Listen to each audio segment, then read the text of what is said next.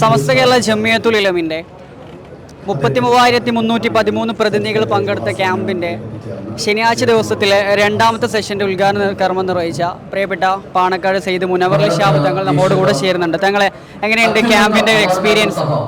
ഏറ്റവും മനോഹരമായാണ് ഇവിടെ സംഘടിപ്പിക്കപ്പെട്ടുള്ളത്. കാരണം 30,000-ലധികം ആളുകളെ ഒരേ സമയം ഇരുത്തി അവർക്ക് എല്ലാ സൗകര്യങ്ങളും ഭക്ഷണങ്ങളും താമസവും ഒക്കെ കൊടുക്കുക എന്ന് പറയുന്നത് വലിയ ടാസ്കുള്ള എഫേർട്ടാണ്. അവർക്ക് മനോഹരമായി നിർവഹിച്ചു. അത് ചരിത്രത്തിൽ ഇടം പിടിച്ചിരിക്കുകയാണ്. വളരെ അച്ചടക്കത്തോടു കൂടി എല്ലാ സെഷനുകളും ഇവിടെ നടത്തുന്നുണ്ട്. വളരെ സീരിയസ് ആയ ഒരു ക്രൗഡാണ് ഇവിടെയുള്ളത്. എല്ലാവരും ഗഹനത്തോടു കൂടി പഠിക്കാൻ താല്പര്യമുള്ളവരായിക്കൊണ്ടാണ് അറിയാൻ സാധിച്ചത്. അപ്പോൾ ഇതൊരു സമസ്ത കേരള ജമിയത്തെ സംബന്ധിച്ചിടത്തോളം ഇത് നമുക്കൊരു നേട്ടം കൂടിയാണ്. ആർക്കും സംഘടിപ്പിക്കാൻ കഴിയാത്ത രീതിയിലാണ് ഈ ഒരു സംഘാടന മികവിനെ പ്രത്യേകം ഞാൻ അഭിനന്ദിക്കുന്നു. സമസ്ത കേരള ജമിയത്തുൽ ഉലമയുടെ ഒരുപാട് സമ്മേളനങ്ങളിൽ പങ്കെടുത്തിട്ടുണ്ട്. അതിൽ നിന്നൊക്കെ വ്യത്യസ്തമായിട്ട് 100ാം വാർഷികത്തിൽ എത്തി നിൽക്കുമ്പോൾ എങ്ങനെയാണ് ഫീൽ ചെയ്യുന്നത്? അത് നമുക്കൊരു വികാരമായി കൊണ്ടാണ് നമ്മുടെ മനസ്സിലൊക്കെ 100 വർഷം തികക്കുന്ന ഒരു സംഘടന, അതിവിടെ തീർത്ത ചരിത്രങ്ങൾ, അത് വലിയ അടയാളങ്ങളാണ് ഈ കേരള സമൂഹത്തിൽ വരുത്തിയിട്ടുള്ളത്.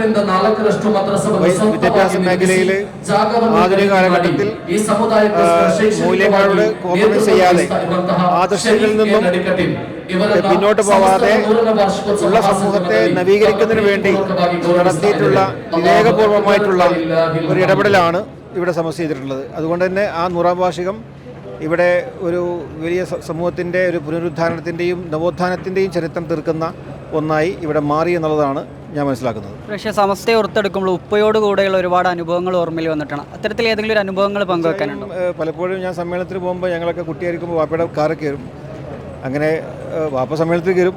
ഞങ്ങൾ ചിലപ്പോൾ ഞങ്ങളാരെങ്കിലും ഭക്ഷണം കഴിക്കാനോ ചായ കുടിക്കാനോ കൊണ്ടുപോകും. അല്ലെങ്കിൽ ഇതുപോലുള്ള എന്തെങ്കിലും എക്സ്പോയോ അല്ലെങ്കിൽ മറ്റെന്തെങ്കിലും കാണാൻ വേണ്ടി നമ്മൾ കൂടെയുള്ള ആളുകൾ കൊണ്ടുപോകും. അപ്പോൾ ചിലപ്പോൾ അത് ഒരുപാട് നേരം കഴിഞ്ഞാണ് വാപ്പൊക്കെ തിരിച്ച് സ്റ്റേജിൽ നിൽക്കുക. അപ്പോൾ ചിലപ്പം കാറിൽ പോയി ഉറങ്ങിയിട്ടുണ്ടാവും.